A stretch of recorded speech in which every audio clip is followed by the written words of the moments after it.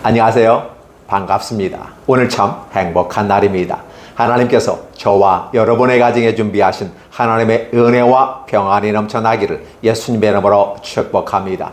사사기 19장 16절로 30절에 있는 말씀을 중심으로 평화를 잃어가는 땅으로 변하는 이스라엘이란 제목으로 말씀을 나누고자 원합니다. 평화를 상실해가는, 평화를 잃어가는 땅. 사실은 이스라엘을 땅으로 표현해 볼 수 있습니다. 그러나 이스라엘은 땅을 잃어버렸고 역사의 현장 속에서 다시 땅을 찾는 작업이 현재 일어난 전쟁의 한 부분 속에 있습니다. 자, 땅이란 개념은 무엇일까? 땅은 말 그대로 사람이 살아가는 땅입니다. 그런데 이 땅은 젖과 꿀이 흐르는 땅, 하나님의 약속하신 땅이었습니다. 하나님의 나라, 에덴의 안식을 상실해버린 아담과 하와가 쫓겨나서 이제 망망대해를 헤매고 다녀야 하는 상황이 발생하였습니다. 우리 방황하는 자의 삶을 살 수밖에 없었고 그들에서 마음에 원하는 소원은 이제 정착하여서 평화로운 에덴의 삶과 같은 삶을 살기를 원하였던 것입니다. 그런데 그 땅은 허락된 땅이 아니었습니다. 하나님께서 준비한 가운데서 젖과 꿀이 흐르는 땅, 우리가 사육과 무드에서 나오는 초승달 지역을 이름합니다. 이 땅은 대단히 좋은 땅이고 팔레스틴 지역이라고 말합니다. 그래서 이 지역을 중심으로 하나님께서 가나안 안식을 허락하셨다라는 부분입니다. 그러니까 에덴 동산에서 얻었던 천국의 안식을 잃어버렸던 그들이 이제 마치 천국과 같은 좋은 젖과 꿀이 흐르는 땅이란 표현을 성경에서 쓰고 있고 그 땅에는 당연히 풍요로움이 있고 즐거움이 있고 행복이 있을 것이다라는 것이었습니다. 그래서 하나님께서 가나안 안식을 허락해 주셨습니다. 그럼에도 불구하고 그들은 그 땅을 차지하지 못하고 여전히 사사기의 본문에 나타나는 것처럼 타국에, 타 종족에, 타 민족에 의해서 압박을 받고 통치를 받고 지배를 받으면서 살아가고 있었더라. 자유를 가지고 있었음에도 자유를 누리지 못하는 이스라엘이 된 겁니다. 좋은 땅을 가졌음에도 불구하고 그 좋은 땅을 차지하지 못하는 이스라엘이라는 부분입니다. 따라서 이스라엘은 평화를 갈구하였지만 평화를 얻을 수 없는, 아니 잃어버려가는 그러한 땅을 가진 이스라엘, 그들에게는 평화가 상실되어 버린 것 같습니다. 첫 번째 땅인 에덴 동산에서 평화를 잃어버렸습니다. 그 평화가 어떻게 잃어버렸습니까? 하나님의 말씀을 버렸고 하나님의 말씀에 불순종함으로 얻어진 죄악으로 말미암아 그들은 쫓겨났던 것입니다. 따라서 그들은 그 죄로 말미암아 평안이 없어졌고 죽음에 이르는 병에 걸리게 되고 온 인류는 결국은 죽음에 이르는 병에 허덕이다가 인생을 마감하게 된다는 사실입니다. 죄와 허물로 죽었던 우리들, 그건 죄와 허물로 그런 죽었던 사망의 근거인이 무언가 했을 때 죄라는 분명한 근거를 제시하고 있고 현대에서는 그 죄것을 죄라는 이름도 있지만 또 다른 표현에서 병으로 죽는다라는 말도 쓰고 있습니다. 노화란 이 단어도 교육 중에 보면 병으로 해석해 볼 수 있습니다. 결국은 노화가 되니까 모든 기능이 상실됩니다. 기능이 상실되면 그걸 우리는 병이라고, 질병이라고 말합니다. 결국은 모든 육체의 기능들이 마비가 되어지거나 고장이 나거나 결국은 수명을 다하게 되는 겁니다. 따라서 거시적인 차원에서 보면 하나님은 죄로 말미암아 죄와 허물이 우리의 죽음에 이르는 병이지만 현대에서는 그것을 죄라고 말하기는 좀 애매하니까 사회에서는 말합니다. 성경에서 분명히 죄와 허물이라는 말을 씁니다. 그러나 이 사회에서는 병으로 죽는다, 의학적으로 이렇게 말하기도 합니다. 그렇다면 죄와 허물로 죽었던 거시적인 차원에서 우리들의 삶을 미시적인 차원에서 병으로 죽는다고 결정해보면 결국은 우리는 평화를 바라고 희망을 바라보지만 평화를 누리지 못하고 평안한 삶을 살지 못하더라는 것입니다. 결국은 우리들에게 삶 속에서 땅이라고 하는 개념은 평화를 이야기하고, 즉 평안을 이야기합니다. 평화와 평안을 나누어서 구별해보고 싶습니다. 평화라는 것은 가치적인 의미에서 peace라는 말을 쓰게 되는 거고, 그런 가치적인 의미에서 평화가 각 개인과 단체와 국가에는 평안으로 다가오게 됩니다. 이론과 실제에서 바라보면 이론은 peace, 평화라 한다면 평안은 이 실제라고 하는 부분입니다. 따라서 오늘 저와 여러분들의 삶 속에서 하나님의 평화, 샬롬이 상실되는 땅 속에 사는 이스라엘, 그러면 오늘 이 시대에 우리가 말을 바꾸어 보면 평화가 상실된 땅에 살고 있는 대한민국 이렇게 해석하면 어떨까요? 또 평화가 상실되어 버린 한국 기독교라고 하면 어떻게 표현할까요? 이러한 표현들은 언어의 표현으로서 이 시대를 하나의 정의를 내려보았을 때 그렇게 정의를 내릴 수 있다는 것입니다. 달리 말하면 이 시대가 평화가 상실되어 있다. 전쟁이 일어나고 있다. 이미라도 우크라이나와 러시아의 전쟁, 많은 시간 동안 여러 해를 넘으면서도 아직 결론을 내리지 못하고 있는 이 전쟁, 또 이스라엘과 하마스 간에 또 다른 나라 주변 국가들과의 관계 속에서 역학구도 속에서 끊임없는 전쟁이 발생합니다. 평화가 상실되어 버렸습니다. 언제 죽을지 모릅니다. 미사일이 휙휙 머리 위로 날아가면서 사람으로 감당할 수 없는 두려움이 있습니다. 이런 가운데 샬롬을 간구하는 것은 너무나도 당연한 것입니다. 그래서 오늘 저와 여러분들의 삶 속에서 이 평화라는 단어가 대단히 중요한 의미로 다가오고 있습니다. 인간의 마음에서 가장 갈구하는 게 이 평화입니다. 그래서 우리는 이 평화를 유지하기 위해서 나의 자유권을 동원합니다. 나의 선택권을 동원합니다. 그래서 때로는 그 선택권이라는 이름 속에서 상대방은 방어권을 또 선택합니다. 그래서 선택과 방어 속에서 공격과 창과 방패 역할을 감당하는 것이 이 사회라고 바라볼 수가 있는 것이죠. 이런 가운데서 우리에게 평화는, 첫째 평화는 어떻게 올까? 개인적으로 다가오는 겁니다. 개인적인 면에서 평화와 평안을 달리 해석하면 개인에게는 정신세계, 영적인 세계가 있다. 영혼의 세계가 있다. 두 번째는 우리 육체가 평안한 삶을 살기를 원하는 것이죠. 피스라는 평화라는 단어는 우리의 정신세계, 영혼의 세계를 바라보고, 평안이라고 하는 것은 우리 육체 가운데서 우리가 편안한 삶을 살았으면 좋겠다라는 생각을 해보는 것입니다. 그러면 개인으로 그렇다면 교회나 단체, 어떤 공동체 차원에서 바라보면 어떨까요? 피스라고 하는 것은 하나의 가치일 겁니다. 그리고 평안이라는 단어는 뭘까요? 거기에 따른 성도의 삶을 얘기합니다. 따라서 교회나 단체나 이 사회 어떤 공동체들이 하나의 가치가 있어야 되는데 그 가치가 평화란 가치입니다. 근데 그 평화는 결국 어떻게 유지되느냐라는 거예요. 첫 번째, 이 평화를 유지한다고 하는 부분 속에서 우리가 어떻게 유지할 것인가, 다양한 방식을 추구할 수 있지만, 그러나 우리는 어디서부터 이 평화를 잃어버렸는가를 생각해 본다면, 평화를 다시 지키고 평화를 유지하는 것은, 그 영원한 평화를 지속한다고 하는 것은 가능한가라는 질문을 던져보았을 때, 평화는 하나님의 말씀에 불순종으로 말미암아 죄악이 우리에게 다가올 때 평화는 깨진다라는 사실입니다. 따라서 우리의 가치라고 하는 이 평화를 지키기 위해서는 어떤 모습이어야 되는가? 에덴 동산에서 하나님께 불순종했던 것을 다시 순종이라는 단어로 바꿔버리면 됩니다. 하나님의 말씀, 율례, 규례, 규칙, 명령, 기준, 이런 성경에서 말씀하시는 것을 지켜 행하고, 하나님 앞에서 경외, 공경, 우리는 그걸 경건이란 말을 씁니다. 잘 하나님을 섬기는 것, 이것을 경건으로 헬라에서 표현해 본다면 그렇게 살아가는 것입니다. 그랬을 때 우리에게 평화가 다가오게 됩니다. 우리의 마음의 평화, 우리 영혼의 평화가 다가올 때 우리 육체도 평안해지고 우리 성도들의 삶도 평안해집니다. 단체, 회원, 멤버십을 가진 모든 사람들이 평안해질 수가 있다는 것입니다. 그래서 우리는 이 평화를 지키기 위해서 나의 선택권을 통해서 상대방을 죽여야만이 내 평화가 유지된다고 하는 이 대한민국에서 벌어지는 상황들, 무엇이 옳고 무엇이 그른지는 각자의 개인의 소견에 옳은 대로 행하고 있는 것입니다. 옳고 그름은 분명히 있습니다. 그러나 옳고 그름의 문제가 아니라 각자의 마음속에 자신의 평화를 지키기 위한 방법이라고 한다면 그것이 해로울지라도 감당한다. 여호와 하나님을 팔아서라도, 예수님을 팔아서라도, 그걸 다 동원해서라도 자기의 평화를 지키기를 원하시는 것입니다. 이러한 모습이 대한민국에서 펼쳐지고 있습니다. 그 어지러운 시국 가운데서 이런 표현들을 씁니다. 무엇이 옳고 무엇이 그른지도 모릅니다. 교회에서 무엇이 옳고 그른지도 가르쳐주지 않습니다. 교회가 당황합니다.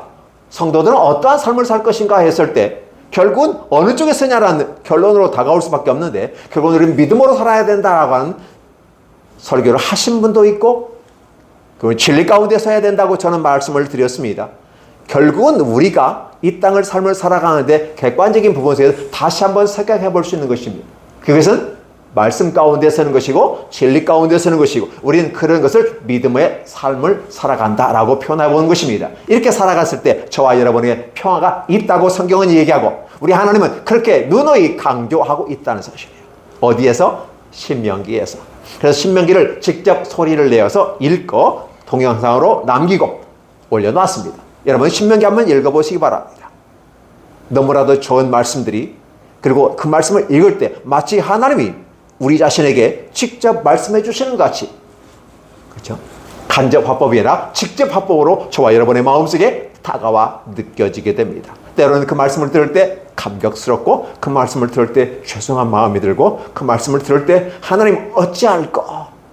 나의 연약함과 부족함 속에서 내가 무엇을 할 것인가? 라고 했을 때 개인적인 차원에서는 하나님 앞에서 잘못했습니다. 회개합니다. 말씀 가운데서 아닌 내 욕심과 야망과 욕망을 따라서 하나님의 일을 사역을 한다 하면서도 결국은 하나님의 일보다도 나의 자리와 나의 자리 보존 이 사회의 지위 여기서 연연한 것은 아닌가. 이 사회에서 또 어떤 결과물로 말하면 크냐 작으냐 속에서 기가 죽고 기가 살고 이러한 모습으로 다가가는 모습은 말씀에 기초한 삶의 모습이 아니라 현실과 이 사회 현상을 바라보고 희노애락을 즐기고 아니면 거기서 애통해하고 희비가 엇갈리는 그런 삶을 살아가는 것 같이도 보이게 됩니다. 이러한 우리들의 모습을 다시 한번 생각해 보았으면 좋겠습니다. 세 번째는 우리가 국가적인 차원에서 볼 수 있습니다. 국가적인 차원에서 평화라고 하는 것은 가치를 얘기하는데 한국 사회에서 가치는 뭘까요? 바로 헌법입니다. 대한민국 국민에게 국민들이 희망하고 하나의 합의점을 가지고 하는 것이 헌법이라 한다면 그래서 대통령이 선서할 때도 헌법 수호를 가장 먼저 합니다. 왜 헌법을 수호할 것인가? 그것은 너와 내가 합의한 거에 의해서 사회계약론은 아니지만 사회계약적인 역사 속에서 하나의 헌법을 만들고 그 법의 안에서 우리가 저마다 상대적인 부분 속에 약함이 있고 부족함이 있을 수 있다. 따라서 헌법의 가치와 그 정신을 만들어 가야 된다고 하는 것이 헌법 수호라고 하는 부분입니다. 그 대통령의 모든 권한을 가지고 할 때 헌법 수호의 선서를 하게 되는 것이고 따라서 우리는 그것에 믿고 따라가고 우리의 권한을 다 주는 것이었습니다. 이렇게 평화는 중요한 부분이고 가치는 중요한 것이었습니다. 그렇다면 국민의 삶 속에서 평화는 무엇일까요? 그건 국민의 안녕, 국민의 행복인 것입니다. 그러나 이번 사태를 통해서 국민은 두렵고 떨었습니다. 적을 무찌르고 적군을 파괴해야 될 군인들이 무장을 하고 국회에 난입하는 이 사건들 그리고 기타 다른 여러 가지 행동들을 통해서 국민은 불안에 떨었습니다. 40년 전에 있었던 이러한 사건들을 기억하면서 국민은 떨었습니다. 그리고 그 현장 속에 있었던 광주 시민은 더 떨었습니다. 우리는 광주 시민이 아니었지라도 나를 지키기 위해서 준비되어지고 나의 헌금과 나의 그 세금으로 말미암아 운영되어지는 국가 시스템이 적이 아닌 국민을 보호하기 위한 군인들이 총뿌리를 우리를 향해서 던지는 그 모습을 보면서 경악스러워하고 힘겨웠습니다. 그래서 국민들이 많이 일어나는 것 같습니다. 분명히 우리는 이 부분에 대해서 현재 왈가왈부하면서 굉장히 시끄럽습니다.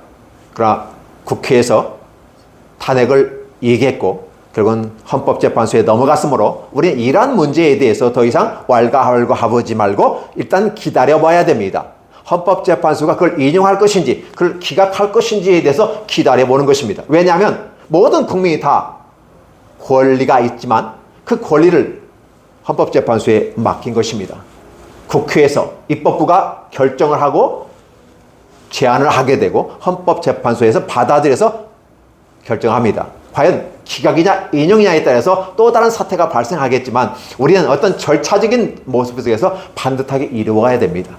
따라서 우리는 이 평화와 평안을 유지하기 위해선 우리들은 과연 무엇을 할 것인가 했을 때 대한민국은 각자 자기 소견에 옳은 대로 했다라는 표현을 쓰게 되는데 그것이 틀릴 수도 있고 옳을 수도 있습니다. 자기 소견에 옳은 이 얘기지만 하나의 공동체를 생각하고 거시적인 저 국가적인 안녕을 생각하고 평화와 평안을 추구하는 부분 속에서 하는 이런 부분 속에서 하나로 뭉쳐질 수 있습니다. 그럼에도 불구하고 우리는 절차를 따라서 합리적으로 만들어가는 것이 좋습니다. 거기에 개인적인 어떤 당파의 색깔과 그 힘의 압력에 의해서 굴복되어서는 안 되는 것이고, 정당하게 우리는 역사적인 부분 속에서 많은 아픔들이 있었습니다.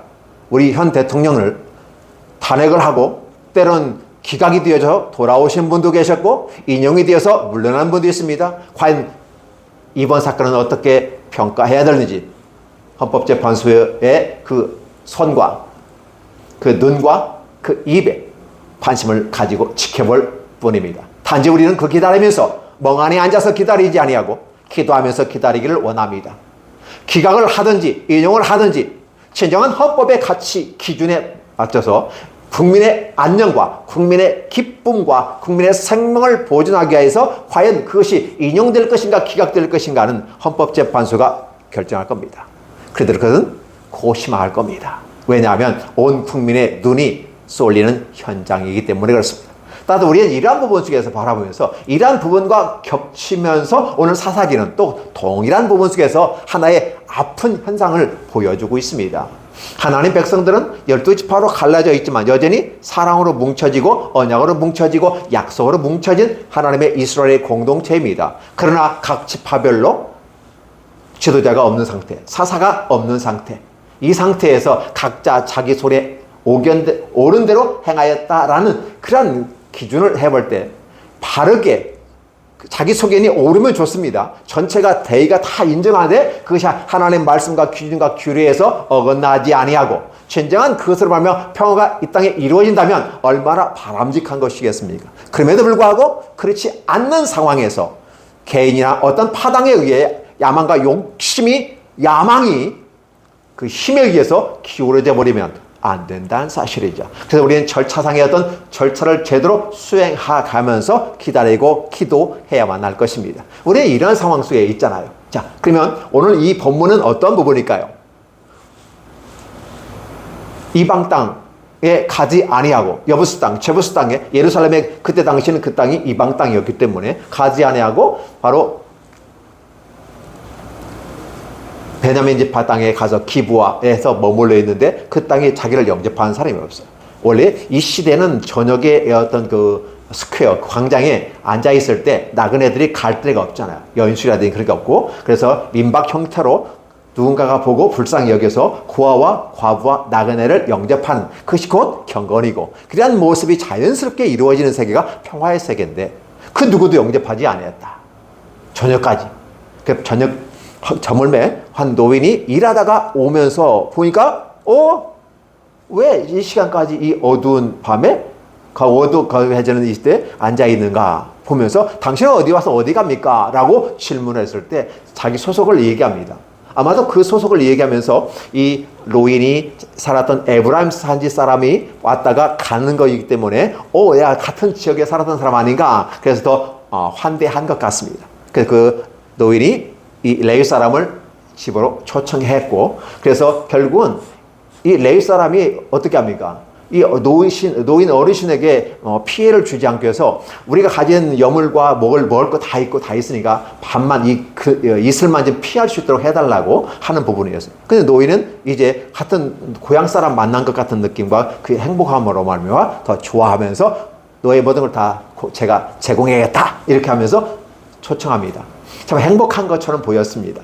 그런데 말입니다. 문제는 그때까지 누구도 이 레위 사람과 그 일행들을 받아들이지 않았지만 이 노인 어르신만 받아들여서 그나마 씻고 먹고 마시며 행복한 시간을 지내고 있을 그때에 불량배들이라고 하는 부분이 노인의 문을 쾅쾅쾅 때립니다. 대개 문을 들이면 어디요?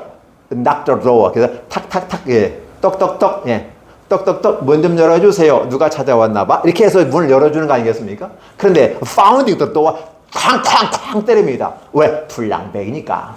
불량배가 떡떡떡 예의가 줘서 녹화하는 법은 없지 않습니까? 그러니까 founding the lock, 바로 또 문을 막 쾅 부리면서 나오니까 노인이 형제들이요 그러지 말라. 이건 악행이다. 왜 악행일까요? 그 노인이 그 말을 합니다. 저녁에 광장에 그냥 지내지 말라. 왜냐하면 여기는 무법천지가 되어 있기 때문에 어떠한 일을 당할 줄을 모르기 때문에 그렇다. 그래서 노인이 얼른 받아들인 것임에도 불구하고 어떻게 됐는지 소문이 그 노인 집에 한 나그네가 들어왔다라는 말을 합니다. 분명히 경건이란 단어를 썼을 때 하나님을 공경하고 그래서 그 하나님을 경건하는 하나님을 잘 공경한다는 객관적인 하나의 증거로서 고아와 과부와 나그네를 선대하는 것입니다. 근데 이 어르신은 그나마 잘 선대했는데 그 베냐민 지파에 있는 사람에게 불량배들이 있었어요. 그 불량배들 중에 이 불량배라는 성경에 쓰고 있지만 어떻게 될까요? 동성애자들입니다. 자, 동성애가 동성애 하는 것은 누가 뭐라고 할 수는 없어요. 자기 성향이고 자기 선택일 수 있으니까 개인적으로 그렇게 하는 것은 누가 뭐라고 하지 않아요. 또 요즘에 우리가 아무리 개인정보와 자기 선택권을 가지고 성적 수치심과 성희롱이 있지만 둘이 합의해서 성관계를 맺고 하는 이런 동성애에 대해서 누구도 얘기하지 않아요. 근데 문제는 뭐냐면 그것을 공공하게 만들어갈 때 문제가 됩니다. 마치 그들의 행위가 정당한 것처럼 이 사회가 그렇게 가야만 하는 것처럼 생각하고 그를 지지하는 사람들은 문제가 심각하다고 하는 부분이에요. 우리가 어떠한 당을 지지했을 때 어느 당을 지지할 것인가 했을 때 그 기준은 바로 성경대로 가르치는 대로 따라가는 당을 지지하는 것은 기독인의 기본 선택인 것입니다. 그런데 이 불량배들이 와가지고 어떻게 해요? 그 집을 내어싸고 문을 두드리며 주인 노인에게 말하되 이 내 집에 들어온 사람을 끌어내라. 우리가 그와 관계하리라. 예, 관계라는 말은 성관계 하겠다는 것이고 동성하게 하겠다는 것입니다. 그러니까 그때 당시에는 남자가 사람이고 여자는 사람이 아닌 것 같이 느껴진 이 부분이 좀 안타깝습니다. 그러니까 결국은 뭐냐면 남자에게 속한 종과 이 여성들은 사람이 아니에요. 그리고 이 남자만 사람인 거죠. 그 예의를 갖춘다고 했을 때 우리는 누구에게 예의를 갖춘가? 아마 이 노인의 말과 행동들을 바라보면 그 시대는 그렇게 생각한 것처럼 느껴집니다. 왜냐하면 그 불량배들이 와서 이 레위 사람이 제사장 집안의 사람이잖아요. 이 레위 사람과 남색하는 거죠. 동성애를 하겠다는 겁니다. 그리고 때로 몰려와서 그렇게 하겠다는 겁니다. 이 부분이 이 노인이 모았을 때는 그 시대가 악한 시대라는 까지는 알겠는데 그래서 정상적인 사람에게 즉 남자에게 그 일을 하지 말라. 대신 오히려 자기에게 시집까지 아니한 동정녀라고 말할 수 있는 수처녀 있는 그런 딸을 내놓겠다. 그리고 이 사람의 첫 컨큐바인도 있다. 내놓을 테니까 제발 이 내윗 사람에게는 이 동성애 짓을 하지 말라. 그건 악한 짓이다. 그리고 이 사람들은 내 집에 온 손님들이기 때문에 그거는 잘못된 거야 라고 얘기하고 그런 일을 하지 말자. 이건 기본적인 거지 않느냐. 이렇게 노인이 얘기했음에도 불구하고 그들은 그의 목소리를 기울이지 않았다. 이쯤 되니까 어떻게 돼요? 이 노인의 시집까지도 않은 딸을 내놓아야 될 상황이니까 이 사람이 레위 사람이 자기 첩을 내어준 겁니다. 근데 이 사건이 창세기에서 동일하게 나타납니다. 창세기에 동일하게 나타나는데 하나님께서 그때 오셔가지고 그들의 눈을 확 멀게 해버리잖아요. 그래서 기적이 나타났고 하나님은 구원의 길을 열어주셨는데 여기에선 그 길이 나타나지 않았어요. 왜 그랬을까요? 그 시대가 그만큼 악한 시대임을 표현해 준 겁니다. 그때도 마찬가지로 악한 시대입니다. 그때도 악한 시대에 하나님이 나타나서 하나님이 이렇게 보호해 주셨는데 여기는 그렇게 표현되지 않은 것 같아요. 그러다 보니까 이 첩을 동성애자들이 매들고 그 동성애자들과 함께 악한 불량배로서 온 사람들 중에서 이 첩을 향해서 윤간을 하게 되는 것이죠. 그러니까 밤새도록 이 불량배들이 단체 나쁜 부당하고도 이루 말할 수 없는 한 인간에게 해서는 안 되는 짓들을 합니다. 그래서 성경에서 불량배라고 말하는 것이고 이제는 동성애자들을 얘기하는 것이고 또 동성애자들과 함께 합류하는 지지하는 사람과 함께 만들어가는 이런 악한 불량배가 판을 치는 시대. 우리는 이런 사람들을 향해서 말할 수 없는 시대라고 말합니다. 이걸 함부로 얘기하면 안 된다고 얘기해요. 그리고 만약에 포괄적 차별금지법이 통과가 되면 저도 구속이 됩니다. 이 말을 했기 때문에 동성애가 비성경적이라고 말하고 이것은 그래서 우리는 안 된다고 하고 이 불량배라고 있는 성경에 써 있지만 이 불량배라 이걸 읽어서도 안 되는 상황이 발생하게 되는 악한 시대가 치닫게 됩니다. 사실은 이미 과거에도 이러한 일들이 비일비재했습니다. 그럼에도 불구하고 그런 가치가 잘못되었기 때문에 결국은 음지에서 이루어졌던 것이고 여태까지 전통을 이어져 온 것이죠. 그렇다면 기존 그걸 유지해야 되는데 이제는 그 음지에서 양지로 올라오는 듯한 느낌을 받고 악함의 상징적인 부분으로 대두가 되죠. 그건 하나님 앞에서 악한 모습이 이 땅에 판을 치고 있구나. 결국 이 땅에 평화가 상실되어 가고 있구나라는 사실을 느낄 수 있고 결국 이 땅에 저주나 이 땅에 재앙이 다가올 거다라는 사실이었어요. 이 부분으로 그래서 이제 어쨌든 긴 밤 아마도 이 첩의 기선 굉장히 긴 밤이었을 겁니다. 한 사람과 한 사람이 사랑을 나눌 수도 있고 원치 아니하는 모습 가운데 할 수도 있겠죠. 그런데 문제는 뭐냐면 원치 않는 이 성관계를 불량배들과 함께 생각해 보세요. 말이 안 돼요. 이 여인이 지쳐가지고 결국은 밤새 돌아가야 날이 새니까 결국은 여인을 놓아주었습니다. 근데 그 여인은 지쳐서 결국은 자기가 남편에게로 돌아와서 문지방에 손을 거쳐놓고 그러면 기력이 쇠서 죽었다.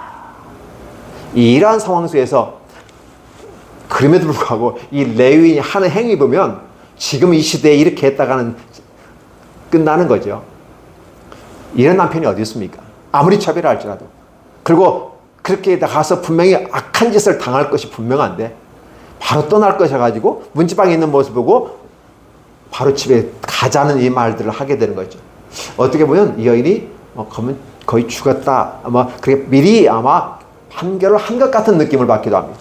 결국은 그 여인은 기진이 다해서 죽었습니다.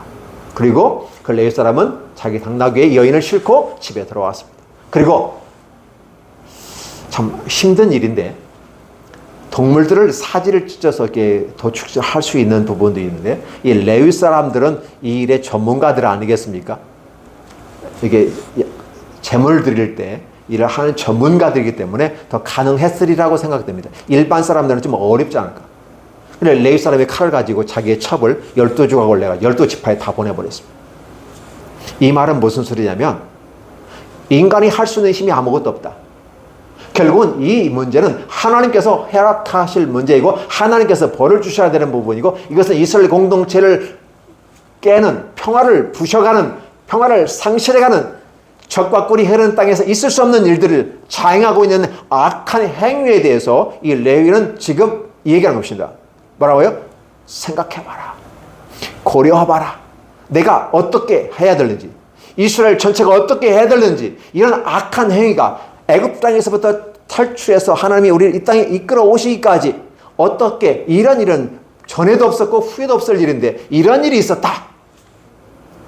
이 모습 가지고 이스라엘이 전체 의롭게 분개합니다. 그래서 그들은 힘이 어렵고 힘든 부분을 얘기하는 것입니다. 생각해봐라. Think about it. 생각해봐라. Consider it. 고려하라. 뭘 고려합니까? 무엇을 어떻게 해야 되는지. 달리 말하면 이 베냐민 지파의 불량배들 그리고 그 불량배들이 판을 치도록 놔뒀던 베냐민 지파의 지도자들과 그 지도 시스템에 대해서 한번 점검해 봐야 될까? 하지 않을까? 결국 이로 말미암아 불행이 다가오게 됩니다. 지금 제가 제목을 평화를 잃어가는 땅을 소유한 이스라엘 그렇죠. 결국은 그 땅에 재앙이 내리게 되고 추후에 나타날 결과를 미리 말씀드리면 베냐민 지파가 아예 씨가 마를 정도로 싸그리 없어지는 그러한 사태가 발생하게 되는 것입니다. 우리는 이 땅에서 하나님의 심판이 부분적으로 나타나게 됩니다. 오늘 평화를 잃어가고 평화를 상실한 그들의 행위가 많은 사람들에게 평안을 줘야 되는데 평안을 부수는 이런 악한 불량배들과 같은 행동들을 한 거에 대해서 이스라엘은 어떻게 될 것이냐? 의로운 분개를 하면서 절대 있어서는 안 된 일이라고 말하고 말씀과 규칙과 규례에 보면 있어서는 안 되는 일들 인류라 한다면 인간이라고 한다면 최후의 어떤 권위를 가진 인간이라면 특별히 하나님 백성으로서 말씀과 규례와 윤례를 지켜가고 그래서 적과 꿀이는 평화와 아울러 평안의 삶을 살아가는 그들에게서는 있을 수는 없는 일, 있어서는 안 되는 일, 그러나 이 땅에 있었기 때문에 힘든 일이 발생한다 라는 것입니다. 오늘 대한민국의 사태를 기억하고 이 본문의 사태를 생각해 봅니다. 국가적인 사태와 한 지파의 사건들, 그리고 한 개인의 사건들, 그리고 그때 당시 있었던 그 노인과 레위 사람과 불량배들과 그들의 하는 행위들은 작으나 단체이나 국가나 똑같다라는 걸 생각을 해보게 됩니다. 이러한 공통점 속에서 우리는 생각해 볼 때 과연 우리는 평화를 잃어가는 땅을 소유한 이스라엘이라는 모습 가운데 평화를 상실해가건 땅을 소유한 이 대한민국, 그리고 하나님께서 이 한반도 속에서 아니면 복음을 지켜나가야 될 상황 속에서 평화가 상실되어져 가는 교회들, 왜 교회는 평화가 상실되어질까? 바로 평화가 없어지고 있죠. 평화를 말하지만 사람들은 평화를 얘기하지 않습니다. 뭘 말합니까? 평안을 추구하게 됩니다. 교회가 가치와 기준들을 잃어버려가고 있습니다. 오직 개인주의가 판을 치고 있고, 그나마 개인주의는 남에게 피해를 주지 않는다는 차원에서 개인주의는 옹호할 일이지만 여전히 개인주의도 좀 고려해 볼 문제입니다. 더욱이 어려운 것은 이 불량배들, 이 동성애자들과 그 옹호자들, 그리고 그런 이 땅에서 부셔져야 될 부정한 단체들, 이런 부분들이 판을 치고 있다. 나의 평안과 나의 행복을 위해서 남의 평안과 행복을 부셔버리는 것은 이것은 악이다라고 우리는 규정을 해야만 합니다. 그래서 이걸 우리는 헌법이란 가치와 기준을 따라서 무엇이 옳고 그른지를 절차상에서 합법적으로 우리는 해 나아갈 때 서로에게 이의가 없고 동의할 수밖에 없는 그런 구조 속에서 만들어가기를 원합니다. 물론 이 땅에는 그럼에도 불구하고 힘의 어떤 균형에 의해서 기울어지기도 합니다. 이게 정상적인 판단이 안 나올 수도 있다는 사실이에요. 그러나 정상적인 판단을 우리는 기대해 봅니다. 그리고 우리는 헌법이란 가치와 또 그 가운데 절차상에서 하자가 없게끔 모든 사람이 다 동의하는 상황에서 만들어 가야 됩니다. 그렇지 않다면 감정과 분위기와 느낌만을 가지고 한다면 나중에 추후에 씻을 수 없는 일들이 발생되기도 하는 것입니다. 레위 사람이 얼마나 억울했으면 이 일을 했을까 라고 말하지만 또 레위 사람이 그렇게까지 한 여인의 사체를 12조각 내어서 보내는 이 말할 수 없는 아픔이 이 시대의 단면이다 라고 본다면 이 시대의 단면은 아닐까? 좀 생각해 봅니다. 이 추운데 서로가 자기의 생각이 옳다고 밤새서, 아니면 이 추운데도 의를 위해서, 정의를 위해서, 평화를 위해서 한다고 하는데 과연 그 평화가 또 자신의 선택권이 과연 우리는 가치에 입각한 평화를 위한 것인가? 아니면 개인과 어떤 파당에, 아니면 돈을 받고 나가서 그를 하는 그러한 종류의 모습인가? 우리는 심히 우려스럽습니다. 어떤 결과, 어떤 모습으로 보여질지는 모르겠습니다. 그러나 많은 사람들이 보는 눈은 다양하게 해석되기 때문에 이렇다 저렇다 말할 수는 없지만 우리는 이 시대가 보면, 이 시대를 바라보면서 특별히 한국 교회와 목사님들과 믿음을 가진 성도들의 모습은 어떠한 기준을 가지고 와야 될까? 기본적으로 평화라는 가치, 하나님의 말씀의 가치를 옹호하고 높여가는 모습이었으면 좋겠습니다. 그리고 그것을 이루어가면서 우리의 개인적인, 공동체적, 단체적인, 그리고 국가의 안녕도 생각해 보면서 같이 갔으면 좋겠습니다. 그리함으로 하나님의 나라가, 하나님의 정의가 이 땅에 실현되어지고 하나님의 평화가 정착되어지고, 그리고 아울러 가치를 따라 사람들이, 단체가, 국가가 움직여지는 모습이 돼요. 개인의 건강과 교회와 단체의 어떤 그 건강, 안녕들, 그리고 국민의 안녕들을 고려하고 함께 이루어가는 멋진 시간들이 되었으면 좋겠습니다. 문제가 해결되기까지 다 아픔들이 있고 참 싫을 겁니다. 그런데다가 비행기 사고도 말미암아 많은 사람들이 희생을 당한 이 사건들은 더욱더 우리를 암울하고 답답하게 만들어갑니다. 좀 2025년도가 새롭게 시작되는 멋진 한 해가 되지 않을까요? 자, 함께 여러분, 우리가 할 일은 무엇입니까? 절차대로 다 했다면 이제는 기다리면서 기도하시기 바랍니다. 하나님의 정의가, 하나님의 의의가 이 땅에 실현되기를 원하고 하나님의 능력이 교회에 임하기 원합니다. 하나님께서 기뻐하시는 교회가 되고 하나님 앞에서 경건한 모습을 가지고 하나님께 더 가까이 하고 하나님의 즐거워하며 진리를 따라가는 많은 사람들이 우리 가운데 넘쳐나기를 또 그렇게 희망해 봅니다. 함께 우리가 기도하면서 기다리면서 하나님의 뜻을 이 땅에 25년대 펼쳐가기를 예수님의 이름으로 축복합니다. 기도합니다. 하나님 고맙습니다. 감사합니다. 어려운 시대입니다. 오늘 본문도 어려운 시대의 한 본문이었습니다. 답답하고 우울하고 이런 말 할 수 없는 가운데 있습니다. 어떻게 해야 될지 모르겠습니다. 25년도가 됐으면 여전히 우리는 당황스럽습니다. 어지러운 시국 속에서 오늘 성경 본문을 통해서 한번 같이 조명해보고 우리가 어떻게 갈 것인가, 즉 평화를 잃어버린 이 시대 속에서 과연 땅을 유지할 수 있을까? 우리의 살 수 있는 영역을 보존할 수 있을까? 이 대한민국을 유지할 수 있을까? 우리의 단체, 우리 개인의 어떤 영역들이 보존될 수 있을까? 예, 하나님이 축복해 주셔서 진심으로 그 땅을 차지하는 자는 평화로운 자들이 하나님의 가치를 옹호하고 그리고 함께 더불어 그 평화를 유지해 가는 그런 노력과 수고를 함께 나가는, 그래서 헌법의 가치와 절차상의 모든 과정을 통해서 진정은 누구에게도 불리기 돌아가지 아니하고 함께 공유하고 공감하는, 그래서 딱 깔끔한 게임으로 끝날 수 있도록 하나님 축복해 주옵소서. 25년도가 시작된 우리 가운데 하나님의 은혜 가운데 우리를 인도해 주옵소서. 어지러운 세상 속에 들리는 소리 좋지 못하고 맨날 시끄러운 아픔의 시간들이 우리에게 다가오지만 여전히 그걸 떨쳐버리게 하시고 우리의 마음속에 평화를 그리게 해 주옵소서. 말씀을 그리게 하옵소서. 말씀이 우리 안에 확장되게 하여 주옵소서. 그리고 우리가 이 땅의 삶을 살아가는데도 육체를 위해서, 우리 성도들의 삶을 위해서, 우리 국민의 건강하고 행복한 삶을 위해서 하나님 길을 열어 주시옵소서. 예수님의 이름으로 축복하며 기도하옵나이다. 아멘.